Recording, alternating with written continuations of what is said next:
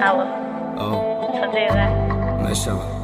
داری گفته بودی که چای من تولنامه قرض داریم دایور من اینا دعوت دارم بیا مرا شده بینیم چی؟ الو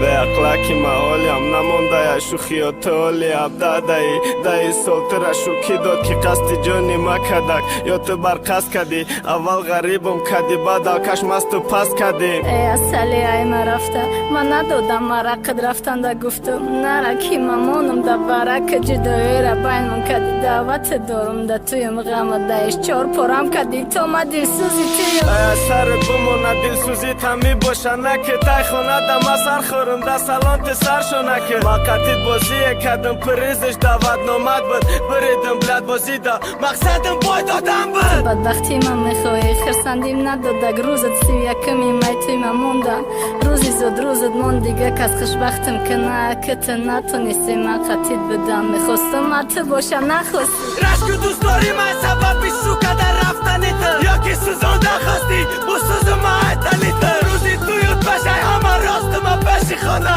یکم شیدا بشه شد فترات بینم دفنه مکتب نمیرم که ساعت خطی بیای برای خطی من خونه بخرکی موجی امرای خطی چی خیلی امرا ما بودم که دوست داری تو میشه نته با خوشبخشم اگر دوست داریم تو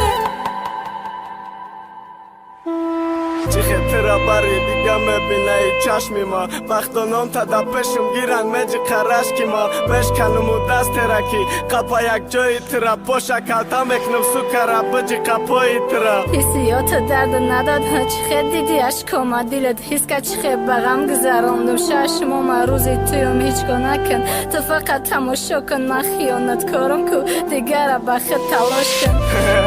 نه ترس خنده که خنده زبی ما توی تا نمیرسم تقدیر تیرا ندید زبی ما سومی قلینگ برا جمع کدم یا نوما کنده اما شر از خود میکنم اکیال که گلو بنگ دا ای اخیران دیدار اخیران گپ زنیمون میشه گپی اخیران تا بگو بالا بدمال میشه بخ صبر میکنم و شورا بد میکنی راستی کدی چی داد میکنم دوشه در کدی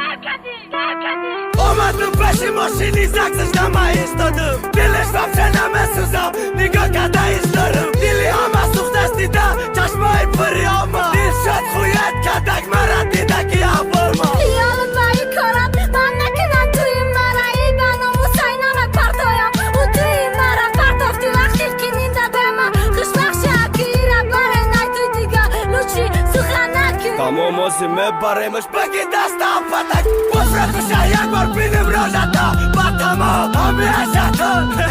افتی ربی علا کدی دکه زدی خسندی ربی کاردار نشه دیگه یک نوی نمیکنه فایده وقتا من بسیار دوستت میدارم آیوسوی بایتا صبر کردم نگیرفتی نقابی دست سر دادی مرا خانگیانه داده و پیسر دادی خدمه یک طرف کردم که وی توانه خوش بخشم از زنده دگور میدرم اویا میخوام بخش دانین که به زندگی برام حرام ای فتسانی سفید می قبرستان باشه سزا